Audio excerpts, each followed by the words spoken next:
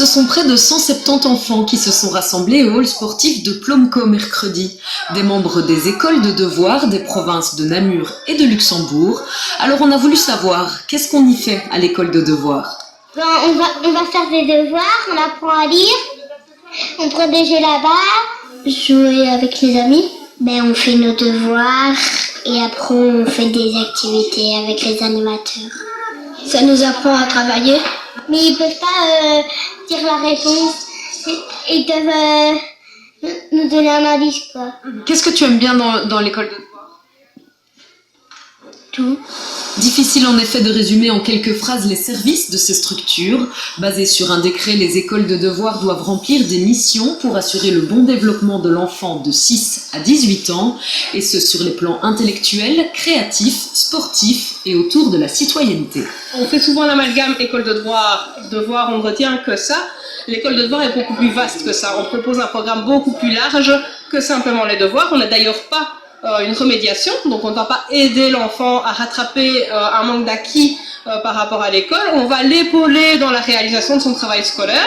À côté de ça, on va développer toute une sorte d'activité de vivre ensemble qui va lui permettre d'évoluer, de se développer aussi bien que d'autres enfants qui bénéficient de cet apport-là. Nées après mai 68, les écoles de devoirs visent à lutter contre les inégalités sociales. Aujourd'hui, on en compte une cinquantaine sur la zone Namur-Luxembourg. Elles accueillent entre 10 et 20 élèves chacune, qui proviennent souvent d'écoles différentes, de quoi faire des rencontres. C'était d'ailleurs tout le but de cette journée, que les enfants comme les animateurs puissent échanger autour de leurs expériences grâce à 11 ateliers. On pouvait un petit peu jouer, on pouvait lire, on devait prendre une feuille, faire un petit truc de pastel, puis on devait aller mettre de la peinture et après on pouvait faire des petits motifs. On a fait des dessins, on a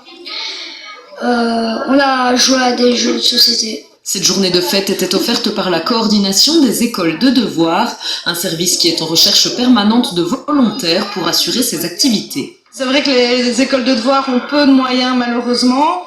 Parfois il y a des petits défraiements qui sont possibles, mais ça voilà c'est très très compliqué pour les écoles de devoirs. Il faut des subsides, etc.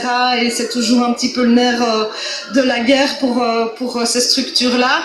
Donc si il y a des personnes qui ont ne fût-ce qu'un peu de temps, c'est déjà chouette. Plus le nombre de bénévoles est important, plus l'encadrement des jeunes est personnalisé, plus il est qualitatif évidemment. Alors si vous en avez l'occasion, n'hésitez pas à proposer votre aide via le site www.écolededevoirs.be.